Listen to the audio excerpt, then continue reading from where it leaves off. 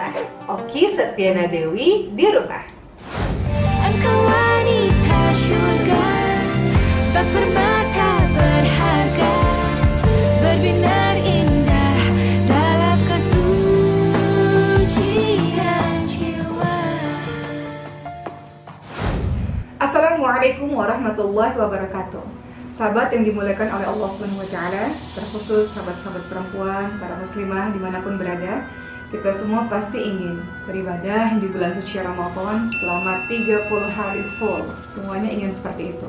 Tapi apa dayalah kita, karena kita adalah seorang wanita, pasti ada dalam waktu 1 bulan atau 30 hari yang kita tidak berpuasa karena kita mendapatkan menstruasi atau haid yang biasa kita sering ucapkan. Lalu pertanyaannya akhirnya muncul, kalau misalnya haid tidak boleh melakukan beberapa ibadah, jadi apa yang bisa kita lakukan? Dan apa ibadah yang tidak boleh itu? Tentu saja ibadah-ibadah yang tidak boleh dilakukan ketika kita haid, apalagi di bulan suci Ramadan, pastilah adalah salat, puasa, dan juga tawaf sebetulnya. Puasa, ketika kita sedang haid, teman-teman sekalian, kita tidak boleh puasa, tapi kita harus qadha, harus kita ganti di hari-hari lain setelah bulan Ramadan. Oleh karena itu, biasanya para muslimah yang shalihah biasanya akan sangat cermat dan akan sangat teliti menghitung kira-kira berapa ya hari yang saya tidak puasa, supaya bisa diqadha atau diganti di hari-hari lainnya. Itu menjadi perhatian penting untuk para muslimah yang shalihah, sehingga kita tidak lupa dan tidak mengira-ngira berapa hari ya yang saya tidak puasa, berapa hari yang harus saya ganti, atau berapa hari yang harus saya bayar hutang. Tapi kalau lupa bagaimana ya?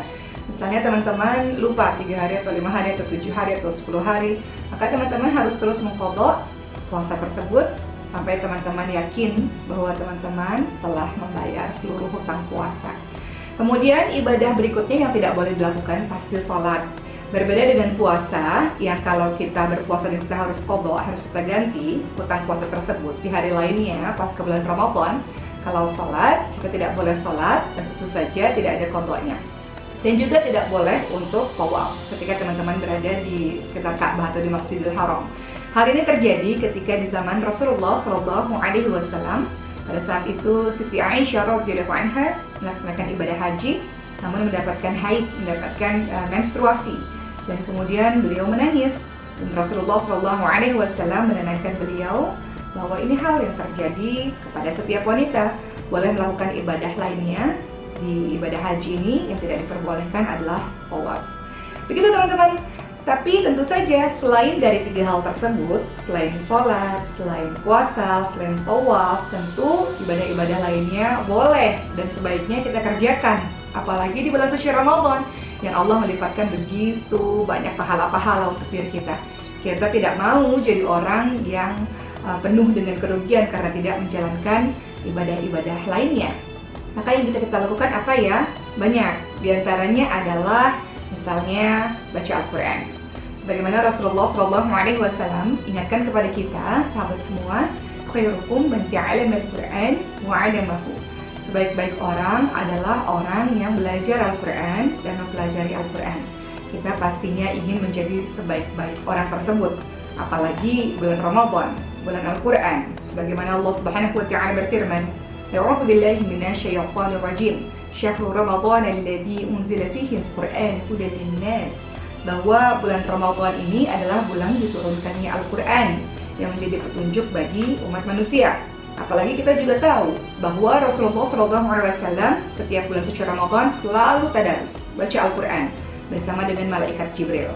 Jadi hendaknya setiap orang yang paham bahwa bulan Ramadan bulan Quran, Rasulullah sering baca Quran, bahkan para salafus salih, orang-orang salih, sahabat, semuanya mengkhususkan diri untuk senantiasa membaca Al-Quran di bulan suci Ramadan. Kita juga nggak ingin ketinggalan pahala untuk membaca Al-Quran tersebut. Maka untuk wanita haid, teman-teman sekalian, boleh kok baca Al-Quran, tapi tentu saja kalau dengan mushaf, kalau kita haid, kita tidak boleh memegang mushafnya secara langsung, kecuali teman-teman pakai sarung tangan atau pakai kain pembatas yang kira-kira tidak menyentuh mushaf secara langsung. Maka solusinya apa? Solusinya adalah teman-teman bisa baca Quran terjemah misalnya, atau Quran yang ada tafsirnya misalnya. Teman-teman masih bisa membaca Al-Quran. Apalagi teman-teman yang sudah hafal Al-Quran, bisa dengan mudah murojaah atau mengulang-ulang kembali hafalan Al-Quran sambil mengajak temannya atau partnernya agar mendengar atau menyimak bacaan Al-Quran. Jadi Al-Quran tetap terus berjalan, apalagi di bulan suci Ramadan. Dan berikutnya teman-teman sekalian, selain Al-Quran, apalagi ya ibadah yang bisa dilakukan oleh wanita haid? Banyak, antara lain adalah beristighfar sebanyak-banyaknya kepada Allah Subhanahu wa Ta'ala. Lidah kita ini, lisan kita ini tidak pernah berhenti dengan beristighfar kepada Allah Subhanahu wa Ta'ala. Astagfirullahaladzim, astagfirullahaladzim, astagfirullahaladzim, sebanyak-banyaknya. Atau doa meminta ampun yang telah diajarkan Rasulullah di hadis-hadis lainnya, silahkan untuk dipraktekkan. Teman-teman tahu tidak bahwa pernah ada sebuah kejadian, ada seseorang yang datang kepada Hasan Al-Basri, dan orang ini mengatakan, wahai Hasan Al-Basri, tolong saya ini kekurangan rezeki, saya ini orang yang miskin, saya ini nggak punya harta yang banyak, apa solusinya? Maka Hasan Al-Basri mengatakan, berbanyak istighfar. Kemudian orang kedua datang, wahai Hasan Al-Basri, saya ini mengalami kekeringan yang sangat luar biasa, saya tidak panen sama sekali, kering kerontang semuanya, kemarau yang berkepanjangan, apa yang harus saya lakukan? Maka Hasan Al-Basri pun menyebutkan beristighfar. Dan juga ada orang yang ketiga datang lagi kepada Hasan Al-Basri, wahai Hasan Al-Basri, saya tidak punya anak, apa yang harus saya lakukan? Maka Hasan Al-Basri pun mengatakan beristighfar. Nah teman-teman sekalian, tahu tidak bahwa ternyata Hasan Al-Basri mengatakan hal tersebut karena teringat dengan surah Nuh ayat 10 sampai ayat 12. Yakni, saya akan bacakan ayatnya. A'udzu billahi minasy syaithanir rajim. Faqultu astaghfiru rabbakum innahu kana ghaffara. يرسل السماء عليكم مدرارا ويمددكم بأموال وبنين ويجعل لكم جنات ويجعل لكم أنهارا, yang artinya, maka aku berkata kepada mereka, mohonlah ampun kepada Tuhanmu, sungguh Allah itu Maha Pengampun. Niscaya Allah akan menurunkan hujan yang lebat dari langit kepadamu, dan Dia memperbanyak harta dan anak-anakmu, dan mengadakan kebun-kebun untukmu, dan mengadakan sungai-sungai untukmu. Jadi teman-teman sekalian, kalau teman-teman mau mengamalkan perbuatan amal saleh misalnya pada saat haid, salah satunya adalah bisa dengan memperbanyak beristighfar. Istighfar juga luar biasa sekali karena pernah terjadi juga di zamannya Imam Ahmad bin Hanbal, teman-teman sekalian. Jadi beliau entah kenapa tiba-tiba ada keinginan ingin keluar dari negerinya, ingin pergi ke Irak, ingin pergi ke Basrah, tidak tahu kenapa. Dan tidak tahu siapa yang membuatnya ingin sekali pergi ke Basrah tersebut. Sampai akhirnya di Basrah dan beliau berada di masjid. Beribadah di masjid sampai akhirnya masjid tersebut ditutup, dikunci. Dan beliau tidak boleh untuk tidur di masjid tersebut oleh penjaga masjid. Maka beliau diusir dari masjid itu. Di zaman dulu tidak ada foto sehingga orang-orang tidak tahu bahwa Imam Ahmad bin Hanbal adalah seorang ulama besar. Akhirnya ada seorang penjual roti yang miskin yang tinggal di sekitar masjid itu, teman-teman sekalian. Dan beliau kasihan dengan bapak tua ini. Maka penjual roti yang miskin itu mengatakan, wahai bapak tua, ayo tidur saja di rumah saya pada malam ini, sehingga kau bisa beristirahat dan keesokan harinya kau bisa melanjutkan perjalananmu. Kemudian akhirnya Imam Ahmad bin Hanbal pun tidur di rumah penjual roti yang sangat miskin itu. Dan ketika Imam Ahmad bin Hanbal ingin beristirahat, Imam Ahmad bin Hanbal memperhatikan apa yang dilakukan oleh sang penjual roti. Jadi beliau, sang penjual roti itu, membuat roti, mulai dari membuat adonannya, meletakkan telur, tepung, dikocok dan sebagainya. Semuanya tidak lepas dari apa yang keluar dari mulut sang penjual roti, yakni senantiasa beristighfar kepada Allah Subhanahu wa Ta'ala. Maka hal ini menarik perhatian dari Imam Ahmad bin Hanbal, sampai Imam Ahmad bin Hanbal pun bertanya kepada orang tersebut, engkau melakukan ini sejak kapan? Sejak 30 tahun, setiap hari senantiasa beristighfar, begitu katanya. Lalu Imam Ahmad bin Hanbal pun bertanya, lalu apa yang kau dapatkan dengan istighfar tersebut? Maka orang tersebut pun mengatakan, aku menemukan bahwa apapun yang aku minta dikabulkan oleh Allah Subhanahu wa Ta'ala, kecuali satu saja, yakni aku ingin sekali bertemu dengan ulama yang sangat luar biasa namanya Imam Ahmad bin Hanbal, tapi aku miskin, tidak mungkin pergi ke negerinya. Maka Imam Ahmad bin Hanbal pun bertakbir, teman-teman sekalian, bertakbir dan memeluk penjual roti tersebut dan mengatakan, dengan istighfarmu membawa aku, Imam Ahmad bin Hanbal, untuk bertemu denganmu.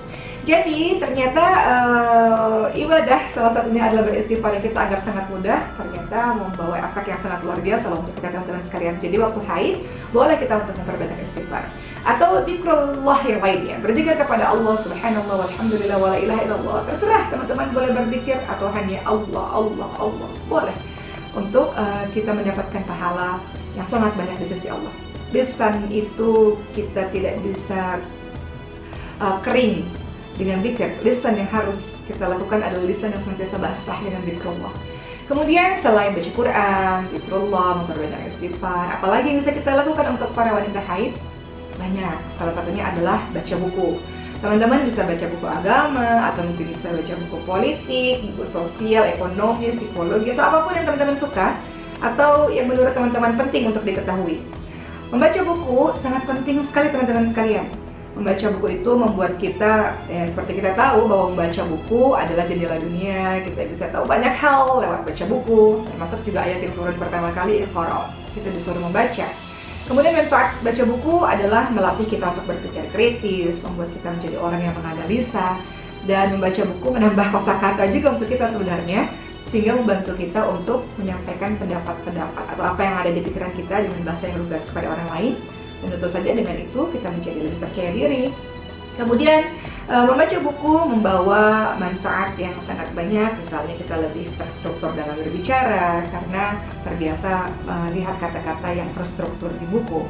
Atau bagi teman-teman yang tidak suka baca buku, boleh kok untuk mendengar ceramah-ceramah di YouTube misalnya, atau di Instagram, atau di online lainnya, silahkan. Yang penting adalah terus menambah informasi kepada diri kita sehingga tidak menyia-nyiakan Ramadan. Jadi jangan kita habiskan, jangan mentang-mentang kita haid kemudian kita pada akhirnya tidur terus-terusan dengan dalih tidur adalah sebagian daripada ibadah. Tidur memang ibadah, tapi kalau niatnya adalah untuk menguatkan badan supaya kita bisa banyak ibadah. Innamal a'malu binniyat, sesungguhnya amal tergantung dari niatnya. Tapi kalau malam sudah tidur, pagi ia bangun sebentar, siang sampai sore tidur lagi, maka apa yang bisa dinilai sebagai sebuah ibadah teman-teman sekalian? Jangan jadi orang yang malas di bulan suci Ramadan. Jangan menjadi orang yang malas dengan dalih dan haid, sakit perut, malas, nggak bisa ngapa-ngapain. Lawan itu, paksakan untuk terus beribadah. Dan doa kepada Allah Subhanahu wa Ta'ala agar kita dihindari dari rasa malas tersebut. Doanya banyak. Salah satunya adalah Allahumma inni a'udzubika minal hammi wal hazan wa a'udzubika minal ajzi wal kasal wa a'udzubika minal jubni wal bukhl wa a'udzubika min ghalabatit dayn wal qahri rijal. Nah, doa itu salah satunya adalah agar kita minta kepada Allah dihindarkan dari rasa malas. Nah, begitulah beberapa tips untuk teman-teman semua, khususnya para akhwat yang salihah, supaya ketika haid teman-teman semua masih bisa produktif, masih bisa melakukan amal-amal salih lainnya, atau mungkin memasak-masak untuk mempersiapkan buka puasa atau memberikan orang makanan berbuka puasa, atau mungkin menulis, menghasilkan satu karya. Teman-teman bisa lakukan apa saja, yang jelas berburu amal salih, berburu pahala, fastabiqul khairat, berlomba-lomba dalam kebaikan di bulan Ramadan ini. Insya Allah kita tidak termasuk orang yang merugi, insya Allah. Assalamualaikum warahmatullahi wabarakatuh. Engkau wanita syurga, bak permata